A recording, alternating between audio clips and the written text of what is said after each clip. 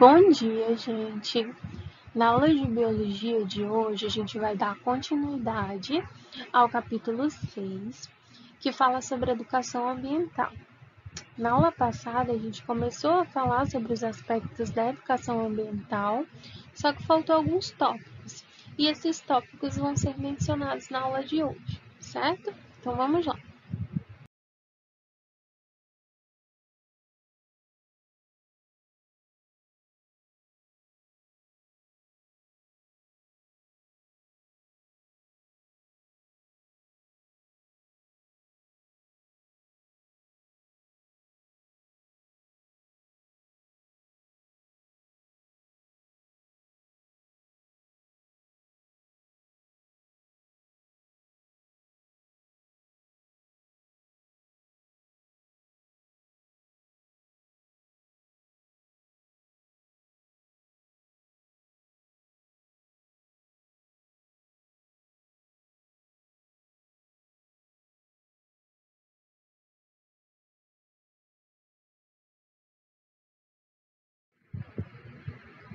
O primeiro é a degradação da fauna e da flora.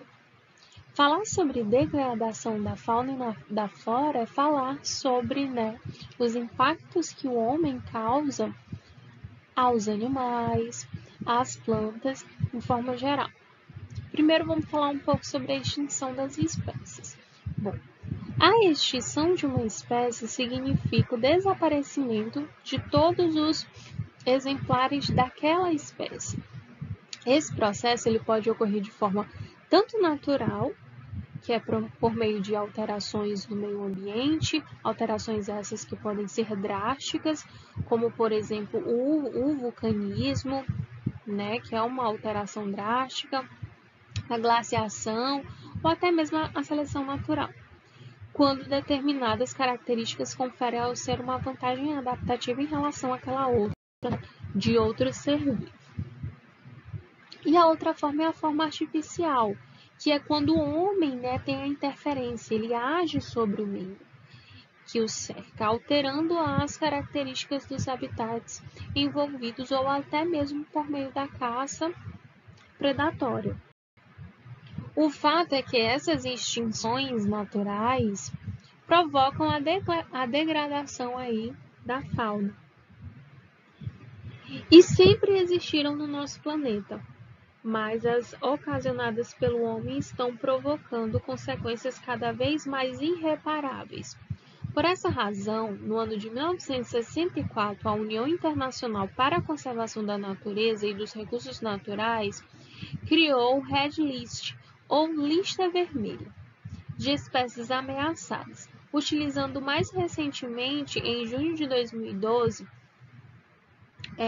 um catálogo sobre o estado de conservação de espécies vivas no mundo, que inclui desde protozoários, fungos, vegetais até os animais.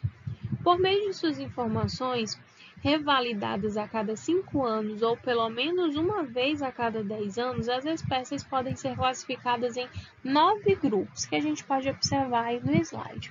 O primeiro grupo é aquele grupo onde estão inseridas as espécies que estão num grau de segurança ou pouco preocupante. Então, tem, portanto, aquela espécie um grande número de espécies, uma espécie numerosa e de ampla distribuição no ambiente. O segundo grupo são aquelas espécies quase ameaçadas. Essa espécie, pertencente a esse grupo, é uma espécie que corre o risco de ser incluída numa das espécies ameaçadas. O terceiro grupo é o vulnerável. Nesse grupo estão espécies que enfrentam um risco elevado de extinção na natureza, ou um risco muito breve, a não ser que os fatores que a ameaçam a sua sobrevivência sejam eliminados. O quarto grupo é um grupo em perigo, As espécies que estão provavelmente nesse grupo será extinta no futuro próximo. O quinto grupo é criticamente em perigo. As espécies pertencentes a esse grupo sofrem um risco bastante elevado de extinção na natureza. E o sexto grupo são as espécies que já estão extintas da natureza. É a espécie que, após exaustivas investigações em habitats conhecidos em vários momentos, não conseguem registrar a presença de um único indivíduo. São espécies capazes de sobreviver apenas em cativeiros e, por isso, classificadas como ecologicamente extintas. O sétimo grupo é a extinta, O sexto grupo é extinta na natureza, no seu habitat natural, e o sétimo grupo é, de forma geral, a extinta. A situação dessas espécies é considerada como sendo a morte do último indivíduo daquela espécie. O oitavo grupo são dados insuficientes. Nesse grupo é o reconhecimento de que são necessárias informações mais seguras a respeito de números e distribuição de uma espécie na natureza. E o nono e último grupo é o não avaliado. Trata-se daquela espécie que ainda não foi submetida aos critérios de avaliação de risco. Falando um pouco sobre a degradação ambiental, o ambiente ele é considerado degradado quando já não apresenta condições de sustentar a vida. No Brasil, essa degradação ambiental ela teve início a partir da industrialização, quando cidades inteiras cresceram horizontalmente sem planejamento através de desmatamento, um processo que terminou levando o solo a se tornar impermeável. Graças a essa dinâmica, tornou-se comum o assoreamento de rios e, consequentemente, inundações. Como a taxa de crescimento populacional nunca foi proporcional às áreas disponíveis para serem ocupadas, o ambiente ele foi sofrendo e vem sofrendo até hoje vários danos, como a poluição de várias origens, deslizamentos, enchentes, com efeito sobre a biodiversidade, sobre a fauna e sobre a flora. Existem boas opções que podem ser utilizadas para corrigir os problemas descritos anteriormente, o assoreamento dos rios, as inundações, as poluições, os deslizamentos, as enchentes. E quais opções são essas, O planejamento do uso do solo de forma adequada. Outra alternativa seria estimular a construção de forma sustentável e não de forma desorganizada, Crescendo horizontalmente, sem planejamento, provocando desmatamento. E aí, você fazer construções de forma sustentável promove também vantagens tributárias e também promove a gestão correta dos resíduos que vão aí fazer parte desse ambiente. A introdução de espécies exóticas. Bom, a partir do momento em que o homem começou a se deslocar aí pelo mundo, começou a levar com ele animais, plantas, micróbios. Mas o que não sabia é que os seres típicos de uma região poderiam trazer problemas, ao chegar em outro local. E assim surgiram as espécies exóticas. O que significa uma espécie exótica? É toda espécie que, ao ser deslocada para outro ambiente, não encontra um predador natural, não apresenta dificuldade em se reproduzir rapidamente e competir com a espécie nativa. Considerada a segunda maior causa de redução de biodiversidade, o surgimento de uma espécie exótica em um ambiente é tão impactante que é capaz de desencadear danos ao ecossistema, à economia e à saúde pública. Um problema bastante, degradador, daquele ambiente, principalmente da fauna. Mas existem, soluções para esses problemas causadas pela invasão biológica. Se a espécie invasora for um vegetal, ela pode ser removida por meio das ações a seguir. Por exemplo, mecânica. Quando se faz o uso de ferramentas mecânicas para o corte ou retirada da espécie invasora, como, por exemplo, a utilização de um machado, foice, enxada ou motosserra. De forma química, Este processo ele ocorre por meio do uso de produtos químicos que, ao controlar as espécies invasoras, conservam a biodiversidade local, dando condições para a recuperação do ambiente, também aplicada sobre a espécie invasora. Se for animal, é sugerido que se faça o controle biológico. Bom, na prática, são introduzidas no ambiente inimigos naturais do invasor, previamente identificados com o objetivo de manter sob controle o índice populacional, tornando a sua permanência, suportável. Então, se no caso do animal aí é o controle biológico, se tiver uma sociedade, uma comunidade de formigas, e for colocado nessa comunidade de forma artificial pelo homem, uma formiga de porte muito maior e que se adaptou e se reproduzia com facilidade naquele ambiente. Essa formiga de porte muito maior e adaptada ao meio ambiente, ela vai se sobressair em relação às formigas originárias daquele ambiente de porte menor e mais fracas. Como forma de controle, para que essa espécie mais fraca não entre em declínio, a sua natalidade e a mortalidade aumente bastante, o que se é proposto? O controle biológico, que é o quê? Introduzir naquele ambiente um inimigo natural para aquela formiga maior e que também não afete a formiga menor. Então, é controlar um ambiente que foi descontrolado, que foi desequilibrado. É tentar equilibrar um ambiente que foi desequilibrado. O comércio de espécies silvestres. Bom, o comércio de espécies silvestres ele é considerado a terceira maior atividade ilegal do mundo.